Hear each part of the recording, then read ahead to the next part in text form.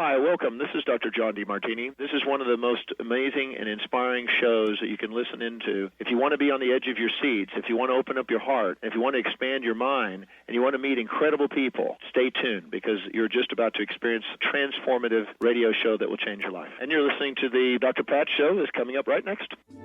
The following audio is via a Skype call. Welcome to the Dr. Pat Show. Talk radio to thrive by. Powerful, inspiring, and coming to you live, bringing you stories of people like you and me, busting through and living life full out. Get ready to dare to wonder what your life would be like if you knew you could not fail. Hey, everybody, welcome. It's so great to have all of you tune us in and turn us on. I'm so thrilled about today's show. Dr. Dan Cohen is in the house, and we've got a special show planned for all of you today. For those of you that have heard Dr. Dan on the show before, you know, beyond being this amazing neurologist, inventor, author, how is it that he has been called to look at technology and look at personal and spiritual development and merge these together? And, you know, this is really a fabulous, fabulous conversation to think about, the whole psycho-spiritual effect on what we do. And his technology uses the healing and psycho-spiritual effects of synchronized sounds, vibrations, electromagnetic fields, and how that interacts with us in our nervous system in what we're calling the SolTec chair. And beyond that, what is it we've discovered? What has he discovered about this that has been changing people's lives? You know, a lot of times we talk about, and you just heard Tricia Mitchell talk about this before, we talk about why some folks are able to heal and some folks have a harder time with it. And I know for me, along the way, one of the things I discovered is that sometimes we have layers and layers and layers and layers and layers to kind of get through. But what is it about the technology and the blending and the merging of science and technology that has changed so much for us? Dr. Dan, welcome to the show. Oh, it's great to be here, Pat. Thank you. Now, we're going to be joined by Jack. He's joining us on the show today. Tell us a little bit about Jack Kelly, and then we'll bring him on. Well, I met Jack several years ago. Jack is an addiction specialist. He works in the field of addiction and treating clients. And he and I met because of this SolTec Lounge. He wanted a tool that could assist in helping people with their addiction problems, particularly really anchor in, ground, become more relaxed. It's, you know, as I'm sure we all know, addiction is a very complicated issue. However, there are certain fundamental aspects of addiction treatment that are pretty uniform. And it all starts at some point with, can you help a person slow down? Can you help them understand where they're at, accept where they're at, and be willing to move forward? And as you know, some of your listeners may be aware of, you know, the 12-step program that you know was introduced you know many decades ago is certainly a proven technique that at its foundation is really spiritual. And when you look at the different steps, and that dovetails beautifully into our technology, which has such a strong foundation in that arena and stimulates a person's spiritual self, so that it's a natural accompaniment, and that's what I'm excited to listen to Jack talk about in terms of how he has retrofitted technology into a more traditional treatment regimen. Well, Jack, it's great to have you on the show. It's a delight to be on the show. Thank you for joining us here today. I don't need to tell you about the latest statistics that are coming out for North America right now. And I say North America because, here in the United States, many, many, many bits of information, articles are being written today about addiction, recovery, and so forth and so on. Canada is a little bit, how should I say it? They are just having their own awakening about what's going on in Canada. But either way, we're looking at North America, the epidemic in North America. Most of us cannot keep up with the statistics on this. And so Right. I would love for you to share a bit about who you are and how you got to be in the service that you're in today. I got to be in it because I'm an alcoholic. I became a member of Alcoholics Anonymous in 1975. I grew up in an Irish neighborhood in New York City. We had about 4 bars in every block. So I never got involved with any drugs other than marijuana. And the reason I got involved with no other drugs is simply that nobody ever offered me any other drugs. I'm sure I would have taken anything that somebody put in front of me. But if you take a look at what addiction really is, it's when we're doing something that we don't want to do and can't stop doing it. And in the case of alcohol, drugs, etc., it creates a great deal of pain and suffering, not only in our lives, but in the lives of the people that we love. And I think when Alcoholics Anonymous came along, or let me backtrack, before they came along, there were no treatment centers, there were detoxes, and if you showed up at a detox 3 times, the recommendation was to lock you up and throw the key away. So there wasn't much hope out there. So what Alcoholics Anonymous did was they brought a light to the end of this very dark tunnel. And I believe that the way that they did that was they had 2 primary goals. One, they were willing to go to any length to achieve victory over alcohol. They had the mentality of the Marines landing on Iwo Jima. They were not going to stop until they achieved victory. The second goal they had was that they were willing to go to any length to find a spiritual experience. So let's go back to the first goal. Did they achieve victory? What they share with us in the book Alcoholics Anonymous is this. The problem has been removed. It doesn't exist for us. It's gone, and it stays gone. And here's the catch. So long as we stay in fit spiritual conditions. So how'd they stay in fit spiritual conditions? They meditated every day. We have 12 steps in Alcoholics Anonymous. And if you take a look at what the 12 steps are, they are nothing more than 12 spiritual principles. Honesty, compassion, forgiveness. So I've been around people sometimes who say, I don't believe in the 12 steps. And I think, what do you have against honesty? What do you have against love and compassion? So that's what the 12 steps are. They're the spiritual principles, and they're the same spiritual principles you will find in Catholicism, Protestantism, Judaism, Hinduism, Buddhism, Taoism, and all the other isms. So what AA did was package it in such a way that we could start incorporating and practicing these principles in our lives. What has happened over the years is that the recovery power mindset that the original members of Alcoholics Anonymous had has been replaced with the recovery powerless mindset. Yeah. So at many meetings of Alcoholics Anonymous and Narcotics Anonymous today, the message that people are getting is you're powerless over your addiction. It's step 1 of Narcotics Anonymous. You're never going to recover from it.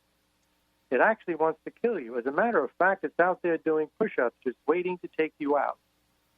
That material, those ideas don't appear anywhere in our recovery literature. So what has happened is that the rooms of Alcoholics Anonymous and Narcotics Anonymous had become filled with these myths. So I've written a book in 2012, Radical Recovery, 12 Recovery Myths, The Addiction Survivor's Guide to the 12 Steps. So one of the myths in there I mentioned is the fact we're powerless.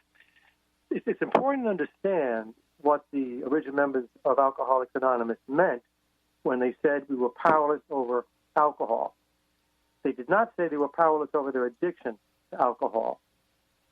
2 very different things. And after they set that goal of willing to go to any length to achieve victory over alcohol and achieve victory, then the question comes, how can you achieve victory over something you're powerless over? And we do that by making a distinction between the substance and the addiction to the substance. We are not powerless over our addiction to any substance. According to the Bible, we are made in the image and likeness of God. And according to the Bible, it says that God gave us the power to rule over the fish of the sea, the birds of the air, the animals that roam the planet. And included in that package is the power to rule over ourselves, the obsessive thoughts, the compulsive feelings, the physical cravings that create so much pain and suffering in our lives. So part of the reason that we have such a high failure rate is because of these myths that have replaced the truth. And one of the myths is that the steps should be taken in order. If the 12 steps were literally supposed to be taken in order, then one should not do step 10, a daily inventory. One should not do step 11, prayer and meditation. And one should certainly not help another alcoholic or drug addict until the first 9 steps are completed. And that makes no sense whatsoever. First 9 steps should be taken in order. They build on each other. So when you take a look at step 1, understanding what it is that we're powerless over, I use a very simple analogy to explain it. And when I meet with somebody for the first time, I ask them, if I gave you 10 X-Lax pills right now, where would you be sitting in 2 hours? And they said, on the toilet. And I say, okay, well, think of it this way. You and I have a volcano inside us. It's quiet, it's dormant, and it's harmless until we put alcohol or drugs inside our body. Once we do that, the volcano erupts, this tsunami of cravings kicks in, and at that point, our brain gets hijacked.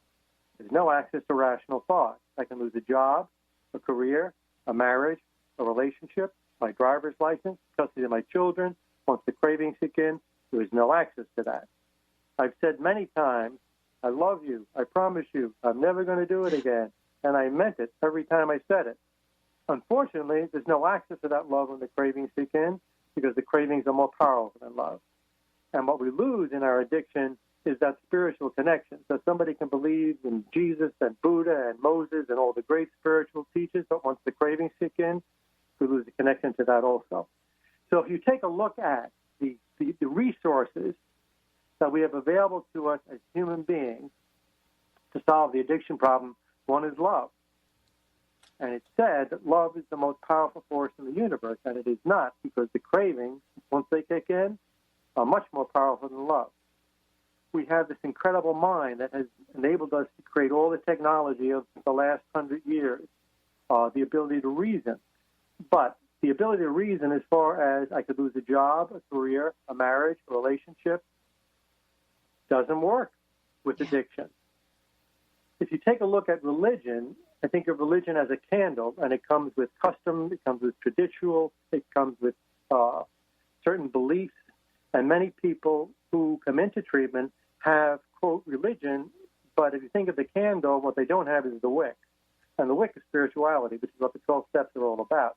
And it's the wick that gives off heat. It's the wick that gives off light and energy.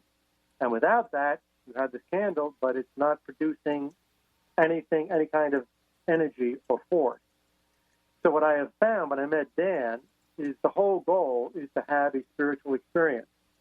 And what the lounge does is it awakens within the individuals that I work with that part of themselves that is much more powerful than their addiction. The reason that people come to treatment, probably 90% of the time, is due to some emotional imbalance. I was bored, I was angry, I was lonely, I was depressed, I wanted to change the way I felt, and I knew how to do that using alcohol or drugs. And what using the lounge, it gives the person access to a power that already exists inside them. It's this authentic inner strength and power that we have at the moment we're conceived, we have it at the moment we're born, and then we go through this thing called life, and we get disconnected from the power. So there are 3 very simple sources based on the way that we're designed as human beings that help us to reconnect with that power. And one is our breath. I go to the gym, I work out, I come out, I feel great. Why? Serotonin levels are up, my dopamine levels are up, my endorphin levels are up. How does that happen? deep breaths. So while I have the person on the lounge, we do some deep breathing. And the basic theme that I work with is that for an alcoholic and addict, for anybody on the planet really, that we are our own best drug dealers. We have a pharmacy inside us. And what we simply need is the tools to produce the drugs in the pharmacy. So one of them is our breath. So during the course of the session, a guidance through some breathing exercises, and then the power of imagination. The words we use, the images we create, the beliefs that we have such incredible power, and it's been documented, as you know, millions of times in the medical field with placebos. In the Bible, when Christ would heal people, and they would come back and say, "Thank you for healing me," he always said the same thing. It wasn't me. It was you. It was your beliefs that did it. And now we can also verify that with quantum physics. They come to the same conclusion. The power of the imagination is awesome. So what I tell the people I work with is that I don't expect them to believe anything that I say, but they will actually experience the truth of what I say by getting in touch with the power of their breath, power of their imagination. And with the power of the imagination, on my book, it has the cover of the phoenix rising from the ashes. Mm-hmm. And the phoenix gets consumed by fire, rises from those ashes. So many of the people on this planet here, get consumed by addiction, but we have this power inside it, and we have lost the connection to it. Yeah. And one of the great values that the lounge has is it brings us back to that connection, to that part of ourselves. So with the lounge, I incorporate the breath, the imagination, and then I also use a company called HeartMath. And what HeartMath has discovered is that over 25 years research that the heart also produces wonderful natural drugs, but it only does that when we're focused on positive feelings, hope, gratitude, appreciation, joy. So in the course of a session, using the lounge, they get in touch with the power of their breath, the power of their imagination, and the power of their heart. And at the time that they come in for the session, I have the patient check off how they feel on a scale of 1 to 10. And the first time that I meet with them, they're anxious, they're depressed, they got pain issues, they're dealing with some resentments, and they're usually between 7 and 10. And I would say that literally 90% of the time, at the end of the session, they're at 0. So it is such an empowering experience using the lounge, because what they discover is that they can create their own mood-altering experience. And once you learn how to do that, you don't need alcohol or drugs to do that. You can do it all on your own using these 3 simple tools, and if you incorporate the lounge with it, you have one powerful combination there. That was a lot at one time. Any questions? Well, no, it's a lot at one time, but it's really, really important. And the reason that it's important is, just to remind everybody for a minute here that, you all have heard Dr. Dan and I chat about the lounge, and we call it the lounge. I call it the chair. We call it technology, but there's something that has been built, and today's show is about addiction. What are the key issues? What are the treatment? And the SolTec Lounge. What is it that Jack and Dan have put together that bring us back? And if I could, let's just chat about this for a minute. Let's bring us back to the origins of, and how should I say it in any other word? Let's just talk about recovery. And let's talk about the 12-step programs and bring it back to the origin of this. If you go back to the origin of this, you will find something brilliant, Jack, in what you said. And that is, as far back as you can go, earlier than Bill Wilson, way earlier than that, in fact, you will find a gentleman called Dr. Carl Jung. And what Dr. Carl Jung did way back, that wasn't acknowledged until 1961, a letter between Bill Wilson and Carl Jung. What Jung did, Jung, whatever you want to call it, what he did was he worked, as you just said, right here, right? He worked with alcoholics, one alcoholic in particular, who is known as Rollin H. And he worked very hard with all of the psychological stuff that he had. And you know what I love about what you're saying, Jack, on our show today, is that the thing that Jung then said later is, I could not do all I wanted to do. And he was talking about the spiritual aspect of his work. because he was so criticized about it. And he sent this guy off. And his words in the letter are spiritus contra spiritum. And he sends this guy off and he says, you got to go off and you got to have a spiritual awakening. Boom. There it is. But somehow along the way, Jack, we have sort of forgotten the origins of this in some strange way, I believe. And I'm not just talking about a 12-step program. I'm just talking about addiction and recovery all over the world. And what you have done with Dr. Dan is you have created a sense, an environment, a way so that this connection can be made. In some of the most difficult and horrific scenarios, because when there is the craving, right, whether it's the craving, whether it's road rage, whatever it is, whatever that thing is, it may take an extraordinary process like the one you've just described to even get back to a state of receiving. And correct me if I'm wrong, but that's really part of what you both have created, is what I consider to be a portal for allowing this level of healing and connection to occur again. And I would love for you to talk more about that. It's interesting that you brought up Dr. Carl Jung. So when Roland went back to the States, he relapsed. I don't think he even made it back to the States before he relapsed. And he came back to Carl Jung and said, can you help me? Yeah. And he said, no, there is nothing that I can do to help you, people like you. Nothing I can do. He says, absolutely nothing. He said, well, over the centuries, people have had what I call vital spiritual experiences. And that's what I've been trying to create in you, but was not successful in doing that. And he defined the vital spiritual experience as huge emotional replacement and rearrangement. And that is what happens with the lounge. Yep. That is what happens when you get in touch with the power of your breath, the power of imagination, the power of your heart. These huge emotional changes take place, going from fear to courage, going from anger to peace, going from resentment to forgiveness. And that, it's just like when you come to the third step where it says, we make a decision to turn our will and our lives over to the care of God as we understand Him. Well, what is it that we're asked to turn over? And what we're asked to turn over in that step is our fears, our anger, our resentment, our self-pity, our lust, our self-hatred. And in exchange for that, we get filled with the opposite, so long as we do the work. And this is where meditation comes in. And if you take a look at some of Bill Wilson's writings, what he said as time went on was that no alcoholic will ever achieve permanent sobriety without undergoing a personality change. Yeah.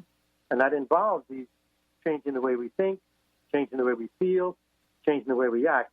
And that, the tools that Dan and I are using, create that experience for the people that we're working with, changing the way they think, changing the way they feel, changing the way that they act. Yeah. And, it's really interesting that we're talking about this now because I don't think anybody listening to the show is fully aware of how recovery now is mentioned in the press so often in so many different ways.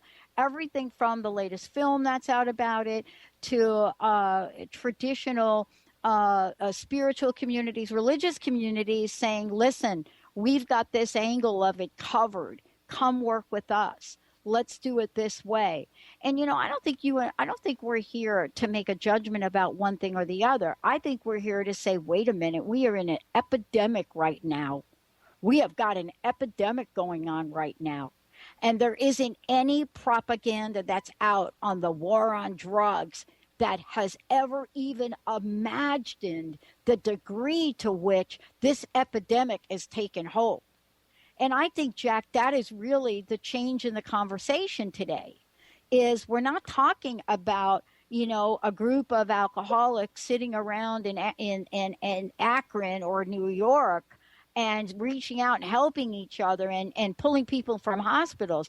We're talking about an epidemic that has so far gone in existence to the fact that your cell phone has a list of contacts that you have. And oh my God, you can have delivery.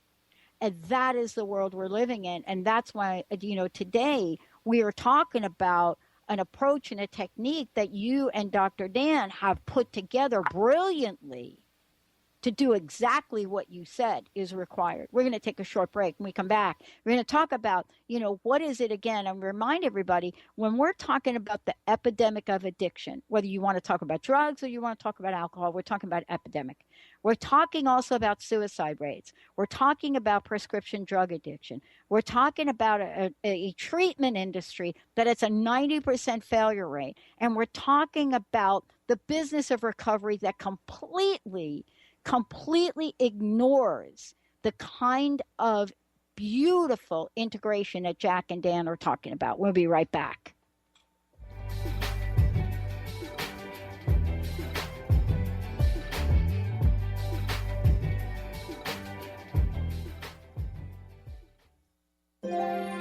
The Doctor is in. Tune in to the hit show, The Psychic Love Doctor, with host Deborah Lee. Deborah's life-affirming, highly perceptive reading method has taught Deborah how to zero in on specific problems with relationships, career pursuits, and current roadblocks to success and happiness. Join Deborah Fridays at 2 p.m. Pacific, and for a special broadcast the second Thursday of every month at 11 a.m. Pacific on TransformationTalkRadio.com.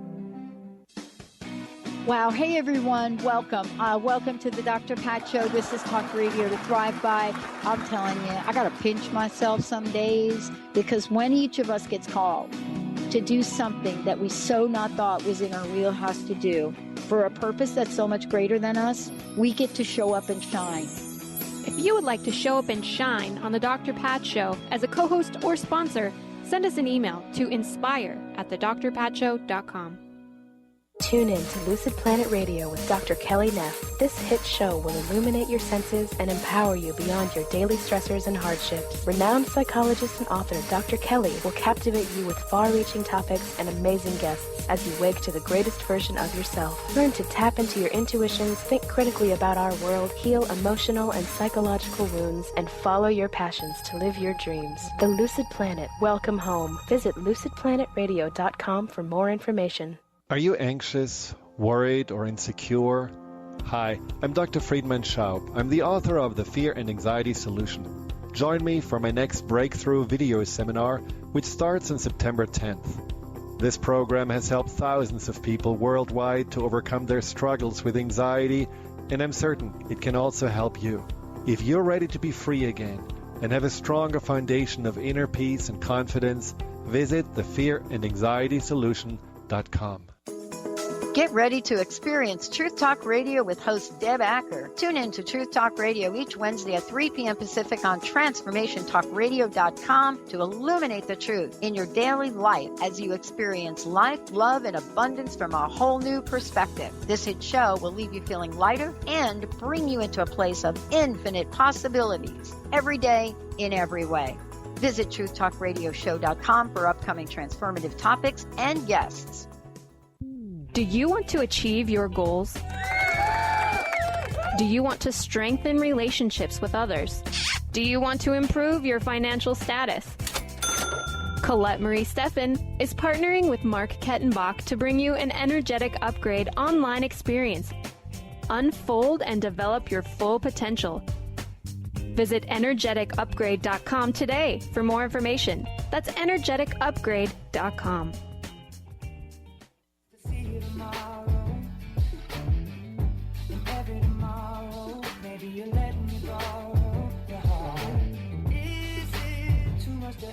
Every Sunday, now we're at it, throwing every other day to start. I know people make promises all the time, then they turn right around and break them. And someone cuts your heart open with a knife, now you leave.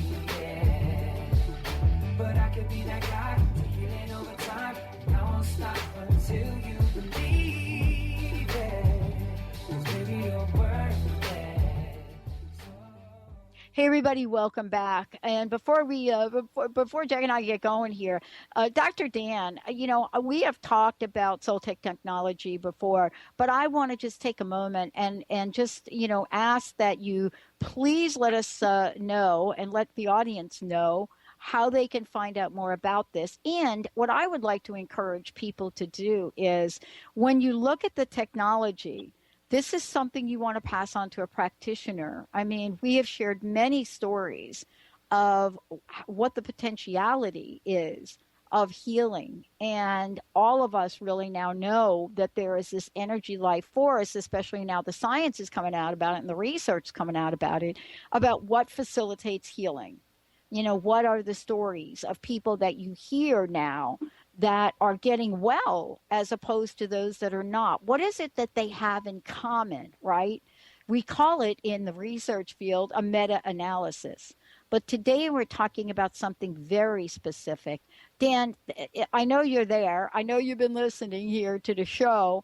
And what I would love for you to do is let's give people some information and let them know how they can find out more. And then as well, I think it's important too, there probably are going to be a lot of questions, Jack, for you. So it'd be important for both y'all to, tell folks how they can find out more. Sure. Okay. Well, first of all, the easiest way to learn more about the SolTec Lounge is simply to Google SolTec Lounge, and that'll take you to a number of websites out there that describe it.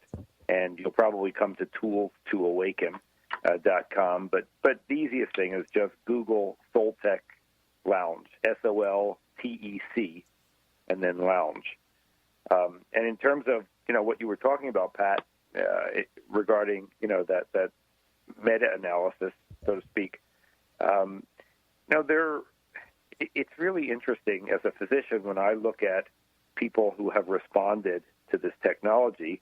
There's the general group that have stress as a problem, and not surprisingly, 66% of doctors' office visits are due to stress and stress-related illnesses. And one of the things that the SolTec Lounge does is that it induces profound levels of relaxation that literally transition over time into deep meditative states. And as people use this, they learn what it feels like to be profoundly relaxed, and they start to experience what Jack has been talking about in terms of spiritual experiences, because the various forms of stimulation that we use, the synchronized sound, vibration, and magnetic fields, literally induce these states so that the subject doesn't have to work at it. All they have to do is allow for it. And Jack was alluding to, a number of attitudes that, people, have to sort of develop if they don't already have it in terms of their recovery. And so much of that relates to, I will allow these things to happen in terms of my connectedness with God or Source or whatever word you want to use. And it's that allowance and that welcoming that is all that is required. It's an invitation, and that invitation is always accepted by Source. So, we find that with people using the lounge, that if they walk into it with that attitude, that's when they have this deepening of spiritual experience that again, with repeat use, gets better and better and better. And that's what I think Jack has seen in his practice with this technology. Yeah. And, this is really part of the conversation that goes on and on and on about what you've learned, Jack, and what you see. I mean, before the break, what I was talking about is that, we're in a state now that we can't even identify a real term for it anymore. Epidemic is really kind of putting it mildly, because it's like an octopus that has so many tentacles on it right now, that it's hard to really have people that are, quote, in the decision-making realm of this, wrap their arms around. I mean, even recently, Jack, we're talking about there not even being insurance money that, can pay for recovery, right? I mean, so, this is a world and a battle that has been going on for quite some time. And yet here we are faced with a technology that provides a solution and, being out in the world on a mission to try to get some attention on this. And I guess, for me, my question to you, Jack, is this has got to be, again, one of the most hopeful aspects of what you do, but also it's got to be one of the most challenging because, you're out in the world, literally feet on the ground, changing lives. What is the greatest challenge that you're seeing that people are facing today with addiction, with obsession, with recovery, and with the systems? That's a big question, but, it's all yours. Take it away. I think part of the huge part of the problem is recovery itself.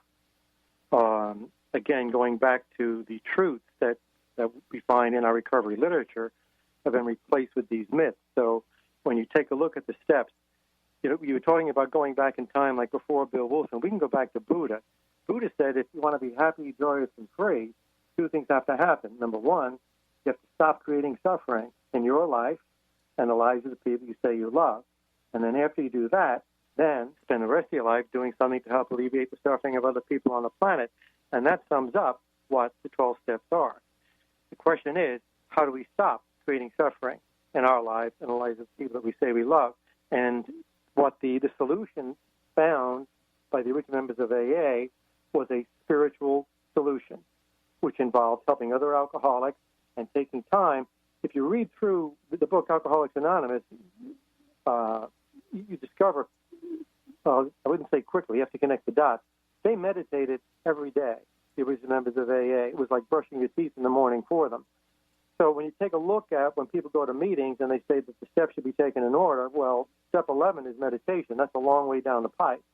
So by the time they get to step 11, they've gone through 7 or 8 treatment centers or they're dead. Yeah. If you look up the word sober in the dictionary, it has 2 parts. A is not drunk or high. So what has happened over the years is that the solution found by the original members of AA was that our sobriety is contingent on the growth and maintenance of a spiritual experience. And that, how do you grow and maintain a spiritual experience? And that's where steps 10, 11, and 12 come in. A daily inventory, prayer, meditation, helping other people. And what has happened is that solution has been replaced with the meeting solution. Meetings, makers, make it. So long as you go to a lot of meetings and you have enough fear that keeps you going to a lot of meetings, there is a very good chance that you will not pick up a drink or a drug. I did that for 20 years. And it took me my 21st year to realize that for 20 years, I thought that this program, the 12 steps, was about me not picking up a drink or a drug. And what I discovered, going through a horrendous experience in my life, in my 21st year of sobriety, was that the program is not about me. It is about us. It is about us supporting each other, encouraging each other to keep doing the things that we need to do to be free. So again, if you take a look at the definition of the word sober, A is simply not drunk or high.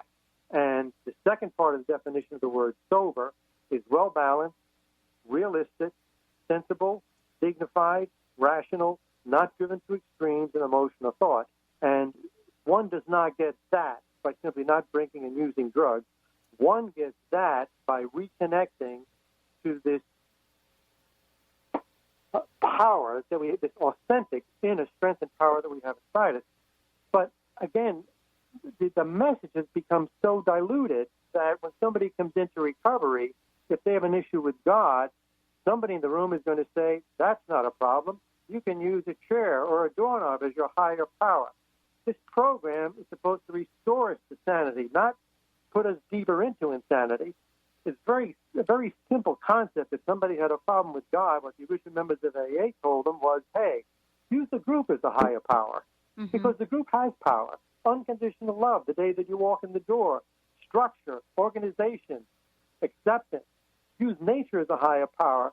So the message that these people are getting who are coming in new are that you can use a chair or a doorknob, which certainly is a power less than ourselves. So the message has just become so diluted, and we're getting the results of that. So a huge part of the problem is what has happened to the 12-step program, and with the addiction industry itself. They're all, for the most part, most of the treatment centers are 12-step programs. Mm-hmm. And if you were to ask, and I've asked hundreds of people this question. It says that the book Alcoholics Anonymous, the solution they found, can be summed up in one sentence: when the spiritual malady is overcome, straighten out mentally and physically. First of all, most people don't know what the word malady means. Right.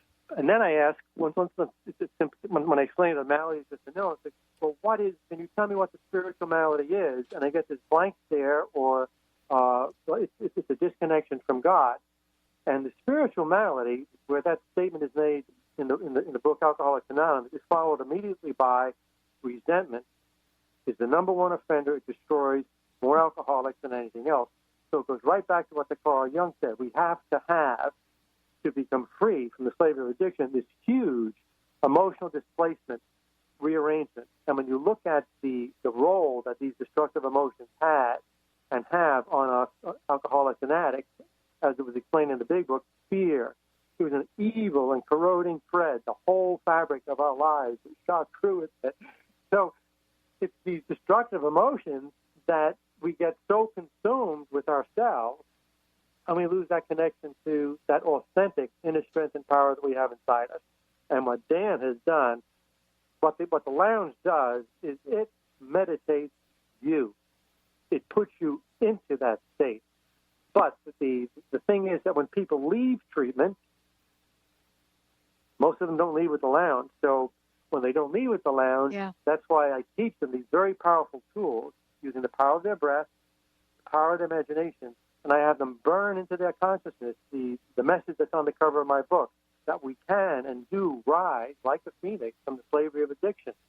And that's the face of recovery that Dan and I are trying to create with it. But what Dan has created, this should be in every treatment center in the country. Yeah. Yeah.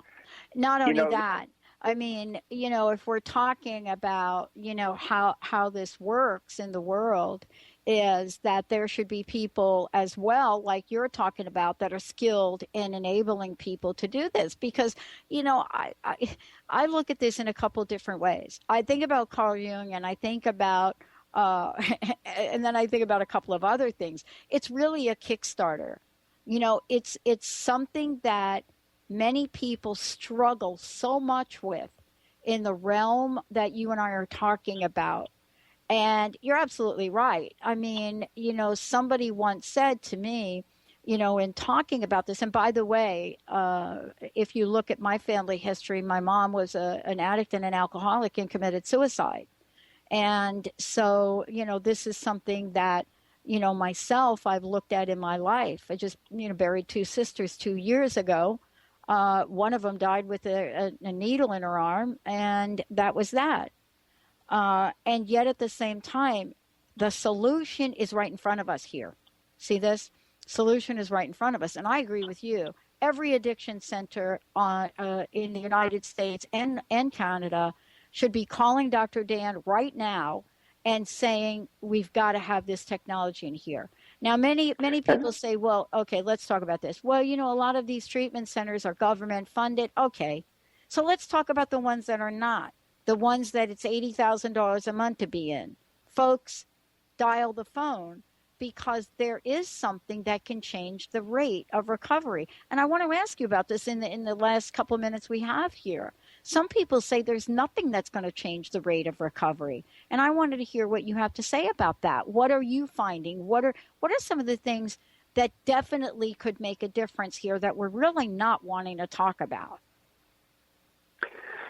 The things that we don't want to talk about is the solution that the original members of Alcoholics Anonymous found. And what it is this. It says, you may be suffering from an illness which only a spiritual experience will conquer. Mm-hmm. So again, when you take a look at the resources that we have available to us as human beings that do not work with addiction, love we have for our families doesn't stop us from drinking, the ability to reason, losing careers, jobs, etc., religion without the wick, without the spirituality, self-knowledge, doesn't work. So we have these very powerful human resources, but they just don't work with addiction. So we need something beyond that, a power greater than ourselves. And the power greater than ourselves, the way that we're designed as human beings, is right inside us. And we have the power at the moment that we're born. We have the power at the moment that we're conceived, and then we go through this thing called life, and we lose the connection to it. The other thing is that the therapy that I'm using here, the treatment centers I work with, they bill for it and insurance pays for it, so there is absolutely no reason why this should not be in every treatment center in the country. Yeah. You know, Dr. Go ahead, Pat, Dan. There's something here that I think is really important. When we talk about a connection to God and spiritual experience, we're not talking about something that is abstract. And I think for a long time, people consider this as, wait a minute, this is stuff that's in the Bible, this is the province of priests and religion. And these are just words and concepts, but, how do I know this is real? And that's the work we did over the past 20 years. The reason we added magnetic stimulation was we were working with a number of experts that have the ability to perceive the human energy system, and that is our connection to God. And when we look at people like addicts and people that are not doing well, physically, emotionally, mentally, their level of integration, that energy with the body, is quite poor. And we learned that with the stimulation that we have with the SolTec Lounge, we could literally cause that stimulation or cause that integration to happen. That's what it does. I mean, this is not some sort of magic, okay? Mm-hmm. I mean, there are people out there, and I think your audience recognizes this, that have perceptive capabilities that can actually perceive these energetic changes. And we've been able to use a number of these people in the creation of this technology. And so what we see is the spiritual connection, that experience that results from that feeling of connectedness to more than yourself, happens as a result of the stimulation in the SolTec Lounge. And it was no magic. I mean, when we saw when these people view these energetic changes due to the stimulation, then all of a sudden the subjects in the lounge say, yeah, this is why I feel better. I mean, that's the direct correlation, and that's what Jack has seen over the years, and that's what many others have seen. Yeah. And, this is really why we're having this conversation, because, when we're stopping here for a minute and let's do this, is there's something that has been really interesting that has happened worldwide with the 12-step programs and addiction. And one of the things that I think has happened, Jack, and I'd like you to talk about this for a second if you could, I think that there is the conversation and the misunderstanding about what anonymity means. And I think about this for a minute because I think about, well, wait a minute. Okay, let's go back in time and let's take a look at what these guys did, hopping over into New York, having a big fat chat with Roosevelt. And I'm thinking to myself, how did they do that anonymously? And so I think we have this confusion even within the ranks of different programs about what can be said and what's not. And I want to just say this, Jack. We have more radio shows on addiction and recovery on our network than I have seen in a long time. So many so that in our new technology, they want us to launch an entire network dedicated to hundreds of shows on this. And I thought to myself, am I going to be in trouble for that? And I'm just curious about, what you make of that. Anonymity is what you see here, what you say here stays here. Most of the meetings when you go to either Alcoholics Anonymous or Narcotics Anonymous, you don't even know the guy's name is sitting next to you, his last name, and that's not what the program was meant to be. And what has happened with this anonymity is part of it is just covered over with shame. I don't want anybody to know that I'm an alcoholic because they're going to judge me or, pass off some kind of a Snyder mark. They're going to look at me in a different way. And if I don't let people know that I have recovered, then how am I going to help people that are out there suffering and don't know what to do to recover? So that's not what it meant by anonymity. And Bill Wilson spoke in front of Congress. And at that time, they tried to get, and this is in the Anonymous people, they have a DVD, and they tried to get, people who are known alcoholics from the entertainment industry to come out, and they got one, Mercedes-Benz. That's it. One person showed up, and then several years later, a bunch of people came out and said, yeah, we're alcoholics, and we have recovered. And again, like you said, the word recovered was used at that time. It is used throughout the entire book. Yeah. So what Dan has attempted to do and what I'm attempted to do is change the face of recovery. And I'll just mention my website if anybody wants to check it out. Please give that out. It's www.the, and then it's Lazarus, LAZARUS house, HOUSE.net. One more time. www.the-Lazarus, LAZARUS house.net. Beautiful. And my book, Radical Recovery, 12 Recovery Myths, The Addiction Survivor's Guide to the 12 Steps.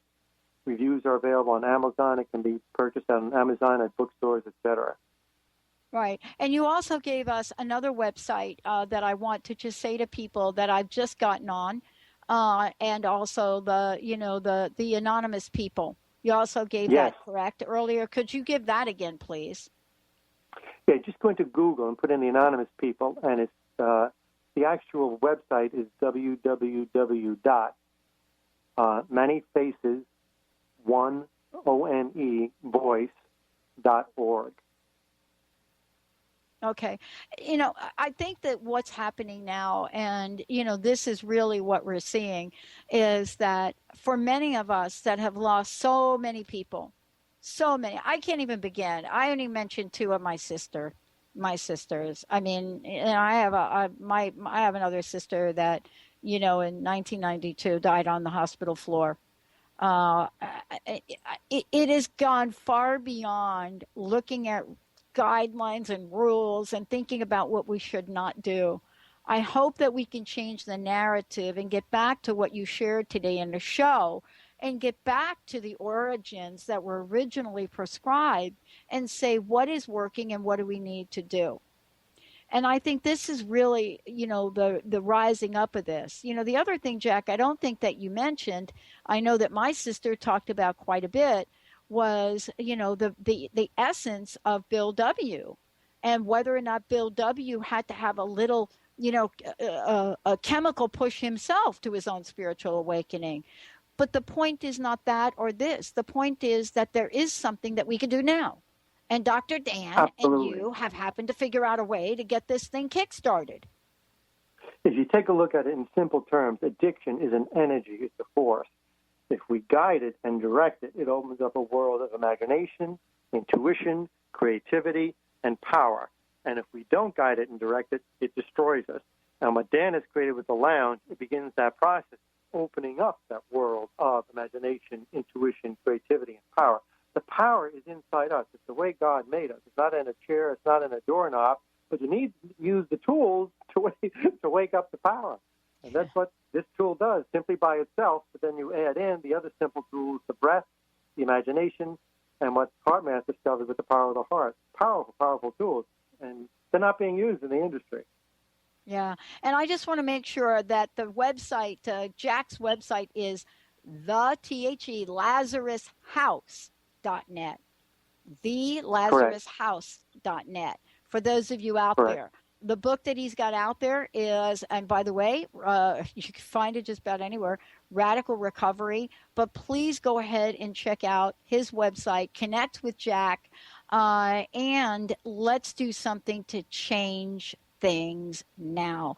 Jack, Dan, thank you so much. And I got one little simple question to ask you, Jack. What's your personal message? What would you like to leave us with today? You are powerful. Wow, awesome. Thank you so much, Dan. Thank you again. Dan, give out your website again if you could. Okay, just Google SolTec, SolTec Lounge, and you'll get there. Awesome. Thank you all for tuning us in, turning us on. And believe me, we've got more on this topic to come as we move forward. Thank you all so much. I'm Dr. Pat. Go to thedrpatshow.com, go to transformationtalkradio.com, and we'll see you next time.